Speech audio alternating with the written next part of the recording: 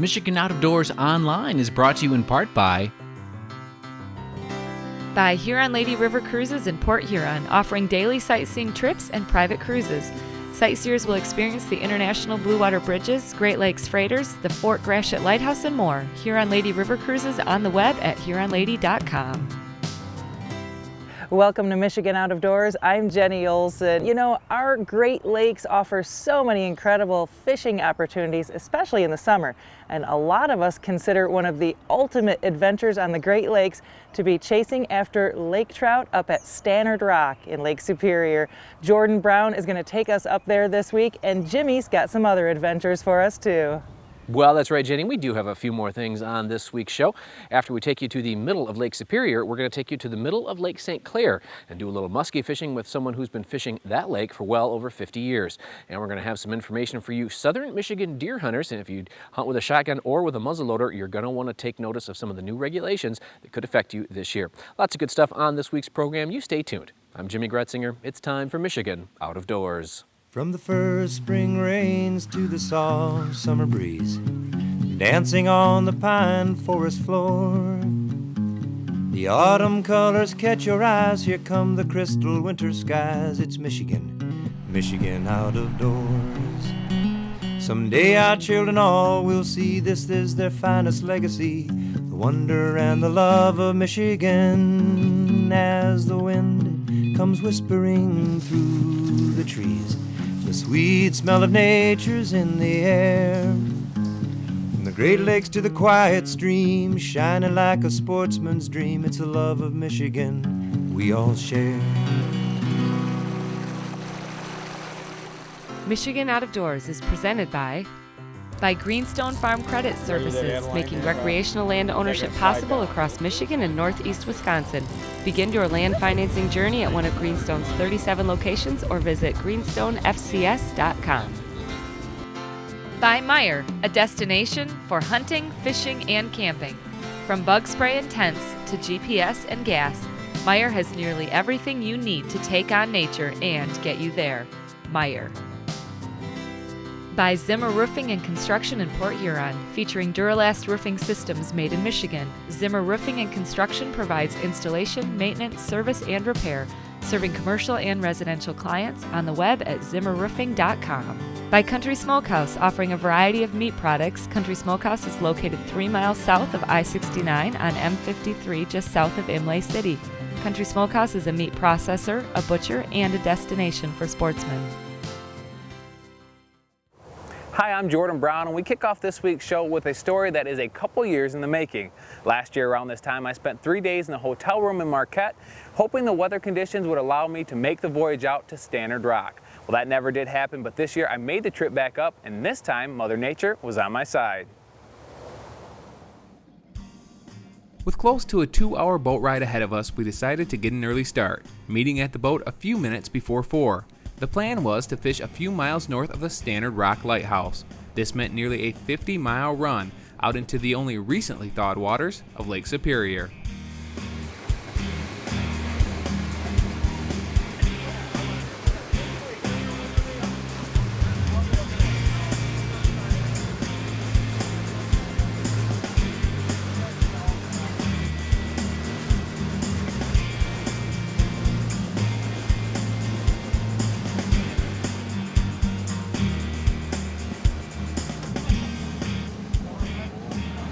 Just got out to Stannard Rock, made the 45-mile run from Marquette, and gonna get set up here. We're about 4 miles up north of the light. We're gonna set up here in about 80 to 100 feet of water and drop some jigs.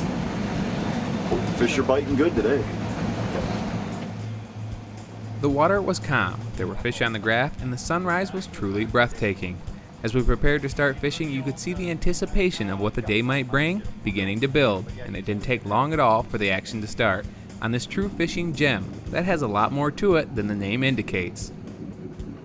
Stannard Rock, a lot of people think it's just kind of a one rock or one real small area, but in reality it's actually a reef. It's actually an underwater mountain is what it is. It's about 1 mile to 1.5 miles wide by about 5 miles long north to south. So it's quite a big area. Most of the Stannard Rock Reef is surrounded by between 500 to 700 feet of water.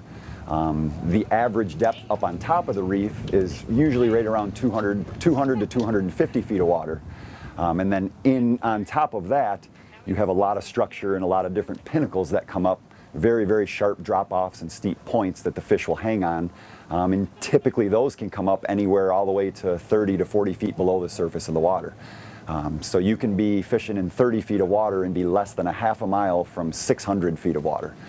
That's part of what makes it so great out there, is those fish can live in that big, deep expanse that's out near the reef, and then they move up onto the reef to feed onto the bait fish and everything that's up there. The reef itself is made up of nothing but crevices and points, and it's a perfect place for bait fish to hide, which in turn also draws in the predator fish. It's a perfect spot for them to feed. They can move into the shallow water, they can feed on the bugs and the bait fish, and then within a quarter of a mile they can drop back down, get into that 500, 600 feet of water, into that nice cold water. So it's a really special place. There's nothing else like it. There's nowhere else like it in Lake Superior where you can find fish so concentrated on certain pieces of structure. It's definitely a special place. On board today, along with John and myself, was John's wife Jamie and friends Brad, Blake, and Jeff. Early on, Jamie was stealing the show, boating our first several fish. So ladies touch. I think that's it. Only woman on board and the most fish so far, so. Jamie was off to a hot start, but eventually the guys joined in on the action too. Today we were using two primary methods of fishing, jigging and casting spoons. The ability to do this so far offshore is part of what makes Stannard Rock so special. There's a couple of methods to catching fish out there. Trolling is definitely one of them. We don't do a ton of trolling, but it's definitely very productive out there. You have to be very careful with the bottom structure and things like that, because it comes up and down pretty quick, and you have to be very careful or you can lose some gear pretty quick. But what we prefer to do out there, and the big reason that we like to go out there, is because it's one of the only places in Lake Superior that you can get these fish concentrated enough to be able to get them on light tackle, whether it be jigs or casting spoons. That's the method that we prefer. We prefer to fish the very steep ridges and banks out there and the very steep structure. We rarely fish flat bottom. We're almost always fishing very steep structure, and we're casting spoons anywhere from 1/2 ounce to 1.5 ounce, letting those sink a little ways and bringing them in, or we're using jigs anywhere from 1 ounce to 4 ounces and bouncing those off the bottom. And we kind of go both ways depending on what the fish want to do. Some days the fish are suspended and they want spoons and they want things up in the water column, and many other days, like today, the fish are usually in that bottom 15 to 20 feet where typically jigs are going to work better. There's nowhere else in the lake that fish concentrate on structure like they do out there. There's other places you can jig, but the success rates would be nowhere near what you can find at Stannard Rock, because the population of fish out there on certain places is just incredible. Today we're drifting a little fast. There's a little bit of a breeze coming out of the northwest, so we're using anywhere from 2 to 3 ounce jigs. So you look at typical walleye gear using 1/2 ounce or less. A lot of times we're quite a bit larger than that. Depth-wise, we're anywhere from, I think we're 60 feet down right now, and we'll fish it down to 175 feet in some areas. So you need the heavy jig to be able to feel the bottom. Lake trout like to orient towards the bottom, so it's important to know where you're at in the water column and target those fish. So. Jigging was working well today, and as the morning went on, the action continued to pick up, boating fish after fish in hopes of finding a giant Lake Superior lake trout.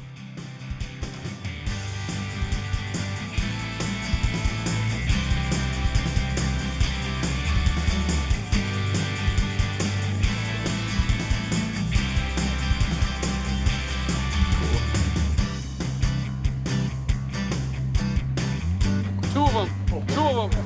Oh, 2 of them here. Look ready. They're right underneath the boat.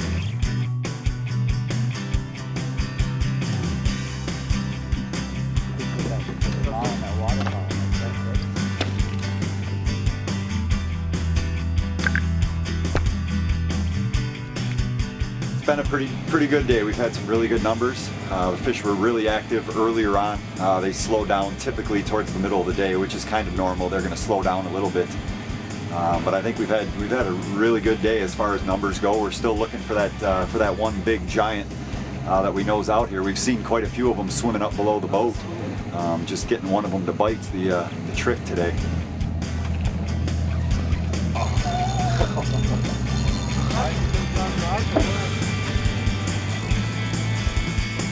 Bent right over.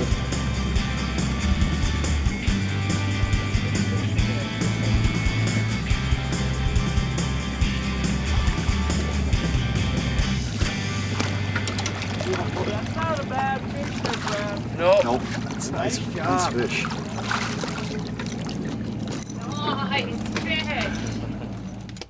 Even though this wasn't the giant fish we were looking for, it was still a very nice fish, weighing around 15 pounds. Any fish of this caliber is a trophy, especially when you catch it 50 miles offshore with spinning tackle. After a few quick pictures, it was time to get this fish back in the water. It's a very special place out there as far as the fish go. I take great pride in trying to protect that place as much as I can. On my boat, we try and release pretty much any fish that's going to be over about 15 pounds. We get a few good pictures, we get those fish back in the water as quick as we can. I think it's very important to keep as many of those fish out there as we can to keep the population out there. There's many areas on the reef that have good sized populations of smaller fish, 2, 3, 4, 5, 6 pound fish. Those are the great fish for eating. Those are the great fish for table fare. Those 15, 20 pound and up fish are great for pictures, and those are your spawning fish. And like I said, I think it's very, very important to get as many of those fish back in the water healthy as you can. It's been great. We're still waiting for that big one. Any second, I think you have that opportunity when you're fishing out here. Catching lots of fish, good numbers stacked in this area that we're fishing right now. It's fun. It's fun seeing everybody catching them. Hope it continues. I think it will. Stannard Rock Light was actually built in the late 1800s, and then it was actually manned for about 60 years through the end of 1950 when they finally automated it. But it's considered the loneliest place in the Great Lakes, is what they call it. It's the furthest lighthouse from shore in the continental United States. And they used to operate, everything out there was done by steamships. So all the supplies and everything were brought out there by steamships. And there was guys that actually spent 6 to 8 week shifts out there on Stannard Rock operating the light. Everything was operated in kerosene back then. So all the kerosene was stored down in the bottom of the lighthouse. And there was usually a 3 to 4 man crew that spent up to 6 weeks on the light at a time before they were relieved. Late in the 1950s, there was a big explosion down in the basement of the lighthouse, which was the final straw. And after that, they decided to fully automate the lighthouse so they didn't have to man it anymore. The Stannard Rock Lighthouse is a piece of Michigan history, and it also happens to mark what is likely the best spot in the state to catch trophy lake trout. John has been fishing Stannard Rock for nearly 2 decades, and although he does a variety of other trips around the area, there's no doubt that fishing the rock is the main draw for a visiting angler.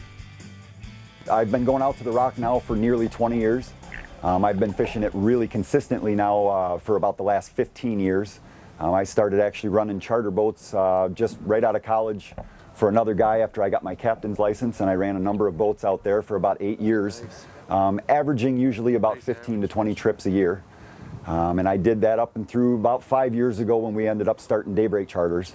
And for the last 5 years now, we've averaged between 25 and 35 runs a year out to Stannard Rock. So it's definitely a place, it's the big draw. It's a place that people come from all over the country. We get people from Florida and California and all different corners of the country to fish out at Stannard Rock. We ended the day having landed over 75 Lakers, and although we were never able to land one of the giants that Stannard Rock is known for, it was still an exceptional day on the water. Special thanks to John and the rest of the crew for having me on board today and helping me cross off something that should be on every Michigander's bucket list.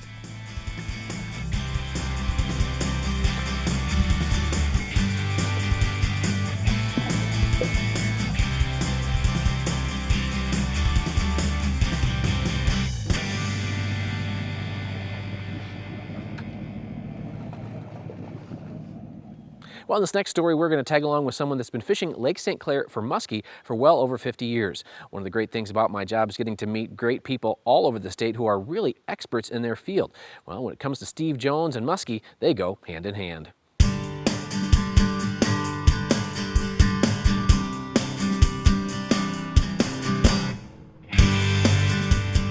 few weeks back found me once again at the dock of Steve Jones, a musky fishing guru. He has chased these fish for over 50 years. The muskies in Lake St. Clair, there isn't a lot of structure and there isn't a whole lot of depth change. As a rule, the muskies are in the upper water column, top few feet of the surface. The active fish are, and that's where we catch most of our fish. So whether we're in 12 feet of water or 18 feet of water, we're still fishing really high toward the surface. And there's fish all over. We've still been getting fish right over here in Anchor Bay, right up through yesterday in just, 8-10 feet of water, 6 feet of water. Casters are getting them inside. Weeds are going right up to the top, but they're getting them in 4 or 5 feet of water still. And then, today we got our fish in 18, 19 feet of water. So they're all over the place. We're going to be fishing 17, 18 feet probably today. Okay. And just kind of an area out deep off Stony Point, kind of the middle of the lake. I have fished with Steve before, and he knows these fish and this lake like few others. Joining us today were Brian Gregg, Pete Shannon, Doug Bufor, and Tom Cleaver. We are hoping to find some muskie on this afternoon trip. Now, muskie can be a little tricky, and unfortunately, the first rod that went off was the other fish that Lake St. Clair is so well known for. This one looks like he's your size, eh? Almost bigger than that.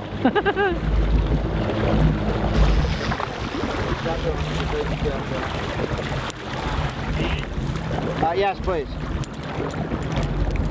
There you go. Nice bonus smallmouth. Nice one too. Yeah. One thing that amazes most folks the first time that they fish for muskie is just how close to the boat that you actually want to run several of your lures. The muskies are famous for coming up to the boat. Whether you're casting and then trolling, most people have heard of the prop wash technique. Today we call it muskies on a short string, but what it is we just use about a 6-foot leader. We use a mono leader when we're trolling, and we set up our rig so we can kind of simulate like a 3-way setup there for our sinker. Okay. With a little bit of drop to it, just to help the lure vibrate more and helps keep weeds off the lure. And this is a Crackle Frog Ziggy. And all I'm going to do is I'm just going to put this out right about there. That's about 10 or 12 feet behind the boat. And the muskies are attracted right by the wash of the prop, and they'll come up and looking for food into that wash of that prop and see our lures there and hopefully grab one of them. Okay. What's really funny, the muskies out there's so many muskies out here, and a popular question always is, well, what's the best time of day? And the fact of the matter is, every day that's different. There's no one single best time of the day. They'll hit high noon just as easily as they will 7 o'clock in the morning or 4 o'clock in the afternoon. And what I tell people is, just sooner or later they're going to bite. Hopefully it's while we're still out here, you know. And that's the biggest mistake people make, is they'll give up after a couple hours and then go fishing for something else, or go home, or not go muskie fishing again. And sometimes all they had to do was wait another half hour, and they might have had 5 and 15 minutes, because when they turn on, they turn on. And there's so many of them out here, and they pack right up. Okay. And you can get some phenomenal fast action. You just got to hang in there. Sooner or later through the course of the day, in this lake, the muskies are always going to turn on a little bit. Got the camera ready. You guys got your cameras ready? Yeah. Just you want to stay out of the gills. I'm gonna put it like this there. There you go. No. Right there. Yep. Good. Nice job. Brian. Very nice. This way, Brian.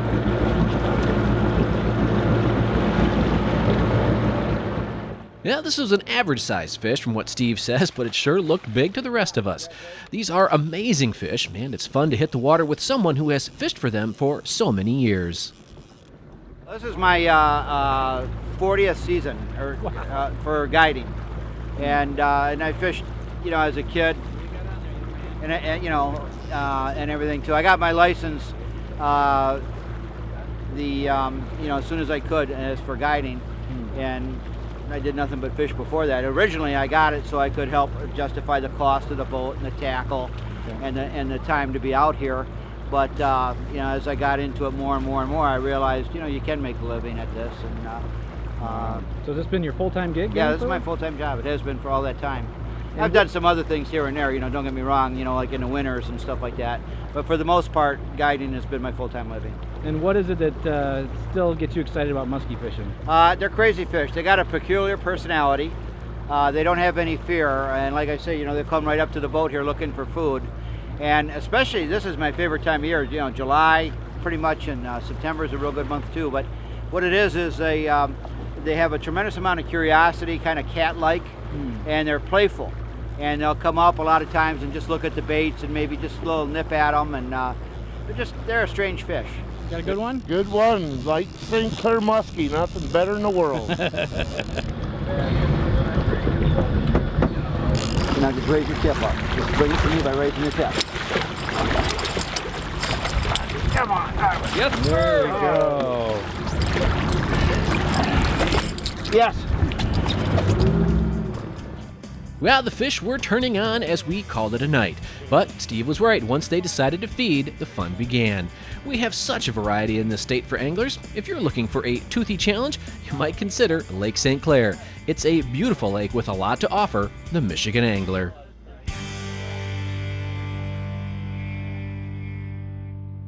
Here in Michigan, it's always been the same. You can use rifles in northern Michigan, and it's shotgun or muzzleloader only in southern Michigan. This fall, it's all going to change. This year, there are going to be some changes in Michigan's hunting regulations, especially for the southern lure hunters in the shotgun zone. Recently, Michigan United Conservation Clubs has been working on getting limited straight-walled cartridges that were currently legal for handgun hunting legalized during the firearm seasons for use in long guns. Amy Trotter explains. It just got passed in June. The Natural Resources Commission approved a law that allows us now to use in southern Michigan, in what has traditionally been known as the shotgun zone, to now allow straight-walled cartridges in rifles chambered for basically the same calibers that we have as pistols already for hunting purposes in southern Michigan. When we went to the commission back in January of this year, it was again a new conversation. We wanted to educate the new commissioners and the new DNR director about the value that these different firearms would have for our hunters here in southern Michigan. And lo and behold, you know, by June now we've actually got it implemented, and it will be in place this fall for 2014 for the deer hunting season. The law does sunset in 2017, so we will have to reauthorize it at that time, and that just gives them a 3-year evaluation period to see how it goes and see if there's any changes we might need to tweak in the future. What this means for hunters is that there will be more options available for southern Michigan hunters this November 15th. For many years, handgun hunters have been able to hunt with straight-walled cartridges like the .357 and .44 Magnums. This new law will allow long guns to be used with some restrictions on case length. Generally speaking, anything between a .357 Magnum and a .460 Smith & Wesson is legal to use in long guns. One of the advantages of the new regulations is to help find smaller guns that are available for mentored youth hunters and women who might be looking for less recoil. Today we're shooting Reed is shooting a .44 Magnum rifle. It's a Ruger bolt action, pretty commonly available gun. He's not real tall yet, so lengthwise it's about right for him. It's okay, but he's learning that the recoil is very manageable even for a young man his size. So I think it gives hunters a new option out there to hunt with, and it also is really going to I think gain popularity with the women and youth out there that hunt. The worst thing you can do is put a gun in the hands of somebody that is going to make them flinch, and heavy recoil, the shotgun slugs certainly will do that to people. So this is a great option for them, and really even hunters like myself who are used to maybe heavy recoil guns, there's nothing wrong with shooting something that's low recoil. I enjoy it. You can tell the gun recoil is just a little bit more, but certainly totally manageable for him. We had a chance to shoot some of Mark's guns that will now be legal this hunting season. Few people may have raised the idea that using a rifle in an area that's traditionally shotgun might be potentially dangerous or worrisome, but this law has been in effect actually in Indiana for quite a number of years now, been absolutely no problem, and just because it's called a rifle really doesn't mean anything. We're shooting cartridges in here that have actually more yardage limitations than the current firearms that we're actually using in this area now. So if anything, we're actually cutting our range down a little bit. Stay tuned to see a more in-depth look at some of the rifle options later this fall when we'll explore some of the performance of various legalized rifles. A big thanks to Amy at MUCC, who spearheaded the efforts to make sure sportsmen's voices were heard loud and clear on this issue. Thanks for joining us this week for Michigan Out of Doors. Make sure you check us out online if you have a chance. You can do it a couple of different ways. You can visit our website at MichiganOutofDoorsTV.com. Check out some episodes on there and some wild game recipes, all sorts of fun stuff happening on our website. And you can also check us out on our Facebook page at Michigan Out of Doors TV. We've got a lot of fun stuff in store for you yet this summer. Well, we do have a lot of good stuff coming over the next few weeks here in Michigan Out of Doors, and a lot of brand new stuff from all over the state. We're going to do a little goose banding on next week's show from southern mid-Michigan area. Then we're going to head to the west side, follow some ladies along in our Ladies' Day tournament. There's just a lot of good stuff happening right now here in the great state of Michigan. And if we don't see you in the woods or on the water, hopefully we'll see you right back here next week on your PBS station. Michigan Out of Doors is presented by Rosie Brothers. Located in Dryden, Michigan, Rosie Brothers has been serving Michigan for over 40 years. Specializing in outdoor needs, Rosie Brothers features Kubota tractors and equipment for use in farm, home, or commercial needs. On the web at rosiebrosinc.com. By Pictured Rocks Boat Cruises of Munising, exploring Lake Superior's Pictured Rocks National Lakeshore with its sandstone cliffs, caves, waterfalls, and lighthouses. Pictured Rocks Boat Cruises on the web at picturedrocks.com. By Propane, exceptional energy. Propane retailers promote the safe use of Michigan-produced gas energy in homes, farms, and businesses across our great state. Learn more at usemichiganpropane.com. By Meyer, a destination for hunting, fishing, and camping. From bug spray and tents to GPS and gas, Meyer has nearly everything you need to take on nature and get you there. Meyer. Closed captioning is brought to you by Propane, exceptional energy. Propane retailers promote the safe use of Michigan-produced gas to outdoor enthusiasts across our great state. When I wander far away, a dream stays with me night and day. It's the road that leads to my home state. I am a Michigan man. Changing seasons paint the scene like rainbow trout in a hidden stream. The white-tailed deer in the tall pine trees. I am a Michigan man. I am a Michigan man. Ask where I'm from and I'll show you my hands. Lord above, I love this land.